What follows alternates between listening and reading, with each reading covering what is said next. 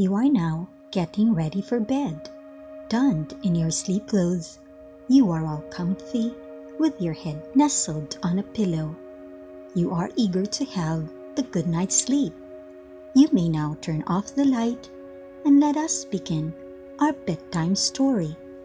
This is a fictional narrative, though based mostly from a historical account.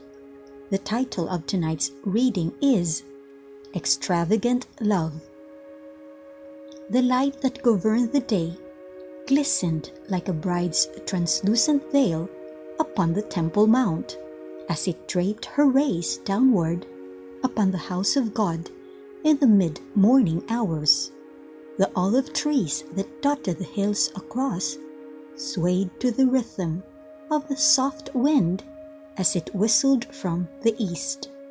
Birds from eagles to doves circled the skies, while a number of mules, donkeys, and camels, with merchandise propped on their backs, followed a line of human masters up the steep incline leading up to the summit. Upon reaching the gates, a large number of people had already gathered around the temple courts as well. Amidst the growing crowd, a woman in scarlet robes quickly covered herself with a gray cloak. Her numerous bangles and anklets hid underneath her camouflage, though they jingled slightly as she tried to walk gingerly. She approached nearer, curious in what all the commotion was about. There was something happening apart from the usual. It had been her self-vow to come and visit the temple grounds in hopes to find a solution to her mounting guilt. In her heart, she wanted to believe she was not as hardened as many of her friends who were in of the same trade. She had only been forced by her uncle when she had just turned adolescent. She had been pushed to wallow in the miry and muddy world of prostitution. He had taken advantage of the illness of her father and had taken her with the promise that he would find a suitable job for her. Unbeknownst to her parents, she was brought to work in a brothel. She had no choice but to do as she was told. Now in her 30s, she knew no other trade. From her profession, an incessant pain in her soul had reared its ugly head. God seemed too far, too distant, but she came every day without fail to visit the beautiful edifice in hopes to catch somehow even a brush of the presence of God. She had been told that the Almighty was quick to punish those who did not observe diligently the teachings of His priests. There were way too many laws, sub-laws, and rituals to follow. She knew she lagged like a student with all her tests stamped with failing marks. But there was something that compelled her to pursue her daily routine. However futile it seemed, she still hoped and imagined Him gracious. Wasn't David forgiven from having taken a wife of another? Had not Joseph been shown favor in spite of his arrogance? Wasn't Jacob blessed in spite of his deceit? Perhaps there was a way out. Perhaps God would still take notice of her and somehow give her a way out of her dilemma. She positioned herself behind a tall pillar discreetly, for she was careful not to be seen. Her face was heavy with cosmetics, and her dark coal eyes exuded fright. Old men, guardians of the temple, with their long robes and high turbans, had flung a young woman down the tiled floor. She yelped in pain at having crashed onto the pavement in full force. Gasps from the crowd followed, but a voice rose above the whisperings. So this harlot has thought of escaping, but she was caught in the act of adultery. One of the priests filled the watchers with some details as he exclaimed repulsively. The woman they dragged was still in her night clothes. She groveled on the ground, where they threw her. She tried to wrap herself helplessly with her arms around her body, trying to block spectators from reveling at her form.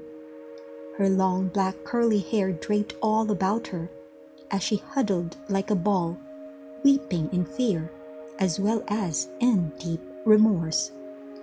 The bright sunny day, with large puffs of cottony clouds, seemed to have been overshadowed by the happenings on this part of the earth. A sense of darkness took over and settled like a heavy curtain, encompassing each person as they sensed an ominous drama about to transpire. The silent onlooker peeked through her hiding spot and observed the malicious stares of the men who had condemned the woman. They were supposed to be the respectable watchmen and teachers of their religion, but they seemed hardened, without a hint of compassion, as they pinned the woman on her knees with their humiliation of her. A Pharisee held his head high and demanded a verdict while he toyed with a large rock in his hand. "Okay, teacher, this woman was caught in the act of sin, the very act. Now the law of Moses commands us to stone such a woman. What then do you say?" The rest of the group of ecclesiastical men nodded their heads in agreement as they directed their question to a man seated on the temple steps, surrounded by those who had come to listen to an expository of scriptures earlier. Without a word, the man in white linen robe almost teary-eyed gazed at the accused, then at the accusers. He stood up from where he was seated. He neared a garden patch where a surface of soil that had just been raked, readied for new seeds to be sown, was. He then dropped on the soft patch and started to dribble words on the ground. The men were belligerent and wanted an answer, while the crowd kept silent as they awaited the outcome of the thrilling scenario. "Jesus, you are the teacher who have gained quite a following. So what do you teach the people about keeping the law?" They were annoyed at his silence, yet adamant for an answer. They intend for the new teacher to fumble with his words as to humiliate himself as well. Taking his time, the man they called Jesus spoke as he stood up. The woman onlooker could not help but be drawn to the teacher's eyes. She saw a deep pain manifested clearly in those pools of deep brown.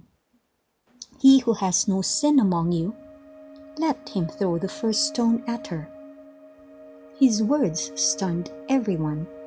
The people looked at each other. Indeed, who can be found to have had no sin? Everyone saw their wickedness, small and great, flash before them in their minds. The old theologian, with his hands gripped on a rock, dropped the object. He reluctantly turned to leave. The others, feeling the sting of their own wickedness, also lowered their heads and went away. The Pharisees and scribes gritted their teeth in anger, but their schemes had easily toppled and turned on them instead. Each of those who had brought the woman disappeared, and the crowds slowly dispersed as well, not knowing what to think about what had just happened. The woman behind the pillar and the woman on the floor were the only ones left eventually. The man called Jesus then straightened up again and gently spoke to the adulterer. "Woman, where are they? Is there no one left to condemn you?" The beaten woman lifted her head. The charcoal eyeliner blotted her eyes, and it looked like the deep dark hollows of a gall. Her tears were blackened too, as they ran down her cheeks. She was a pitiful and ghastly sight, but she seemed mesmerized. "No, Lord," she answered with wonderment in her tone. Jesus then dropped down to level with her. "Then go. I do not condemn you either. From now on, Sin no more. His kindness wrapped his words. The woman eavesdropping could not believe her ears. Wow! Who was this man who exuded such wisdom, kindness, and compassion? He was ethereal, more like someone of a higher world. She was as blighted, like the one who nearly was condemned to death. She philandered with other men. She worked nights waiting for those who would pay for a time of pleasure. How she had broken many quiet homes as wives had lost trust with their husbands, and children had felt betrayed and abandoned by their fathers. She was as unworthy of forgiveness as that woman, and yet, was there indeed hope? Was there a forgiveness as graciously endowed on that other woman? Was there forgiveness for her too? Her heart skipped. Was this a path to the hope she had been dreaming of? Was this teacher going to release her from her shackles, as he had successfully done for the other woman? She followed the teacher as he schooled crowds of people every day. He also healed the sick. He comforted the suffering. He made friends with everyone. She was fascinated by his story, longing for the same acceptance, and yet her sin glared before her, like the mighty rock of Gibraltar. They were ever before her, and yet Jesus spoke only of hope. His message was always of news that Yahweh was a merciful God, slow to anger and abounding in love. From a distance, she found herself enveloped by his words and realized that she was beginning to accept that God truly loved all humanity, including her. She stopped prancing the streets at night, burned her revealing garments, and followed the teacher simply as he visited places from the Judean countryside to the length of the cities beyond Tiberias. One day, she overheard one of Jesus' closest friends mentioned of a dinner invitation extended to Jesus and his inner circle by a Pharisee named Simon. She knew where he lived, and since it was also custom that dining rooms were shared to the public for the purpose of hearing daily news, she prepared herself. Though only the invited guests were to partake of the banquet, those at the outer corners still could witness all that transpired round about the table. She excitedly dressed in her newly washed plain blue gown and carefully covered her head with a veil of the same color. She grabbed her precious perfume contained in her heavy alabaster vial. It had been nearly a year's worth of labor to obtain the precious nard, so she carefully wrapped the almost luminous bead-tinted jar in her most beautifully woven kerchief. Just in time, Jesus had arrived from a day of preaching. The aromas from the kitchen traveled throughout the house and the gardens, a mix of herbs, onions, and leeks, to the costly za'atar and saffron spices mingled with venison and lamb, which made the guests' mouths water. As Jesus drew near the threshold, the woman who had been waiting for him, when she saw the Master, dropped on her knees behind him. A spring of tears flowed. Her heart welled up with such gratitude, for never in all her life had she felt such belonging, such hope, such compassion, such love. Jesus then halted. He received the regard she offered him, as her weeping formed puddles on his feet. She wiped his soles, his toes, his ankles with her hair, while she kissed them gently. When Simon, who had invited Jesus, saw this, he thought to himself that if Jesus were indeed a prophet, he would recognize that the woman who had touched him was a sinner, for most men in their vicinity knew of the former trade of the uninvited visitor. Jesus reached for the woman's hand and tried to help her up. But she continued to follow him on her knees, crawling after him as he walked slowly toward his place on the set table. Amazingly, Jesus seemed to have read his host's thought. "Simon, I have something to say to you." A moneylender had two debtors. One owed him 500 denarii and another 50. When they were unable to pay up, he kindly forgave them both. So which will love him more? Simon cupped his hand on his chin, showing a large gem embedded on a thick ring fastened to his forefinger. He then answered, "Well, I suppose the one whom he forgave more."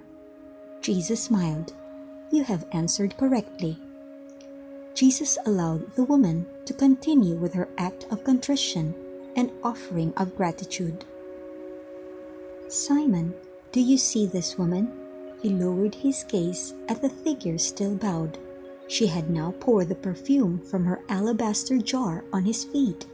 It had caused the entire place to be filled with its heavenly fragrance, overpowering the scents of even the delectable food strewn in feastly order at the table. When I came in, she immediately greeted me with her show of deep gratitude. "You had not even washed my feet, but she has washed mine with her tears and wiped them with her hair. You neglected to give me a kiss, as customary of our people, but she has not stopped kissing my soles. You did not anoint my head with oil, but she has poured her costly perfume to anoint even so the same." Simon looked around as thoughts of his daily duties at the temple flashed before him. Were the obligations binding him from seeing far beyond duties? Was he getting disconnected from the better teachings of scriptures to love God and neighbor as one loves oneself? The Pharisee felt deeply ashamed. He felt hard truth hit him in his gut. The teacher continued, "For this reason, I say to you, her sins which are many have been forgiven, for she loved much. But he who had forgiven little will love little." Just then, Jesus turned to the woman and with tender loving kindness delivered the message she had been waiting for all her life. "Daughter, your sins are forgiven you." The woman was deeply touched as he said those words, for she felt overwhelming peace encompass her being. The other guests started asking each other, "Who is this man? He forgives sins as well?" Through all the jostling of words, the woman was lost in her own thoughts. Was this the feeling the other woman felt when she had been rescued from being stoned by just the words of this kind man? She felt a sense of freedom and a deep cleansing inside. She felt like all her dark stains had been totally washed. She was now a new person. She had no doubts. This man was no ordinary human being. This was the Savior, the one who would take the sins of the world. He alone had the right to pardon. She felt such joy. There was nothing she would not do to spread the word around. There is hope in Jesus. Jesus interrupted her musings as he assured her, "Your faith has saved you. Go in peace." We have now reached the end of our story. Good night and sleep tight.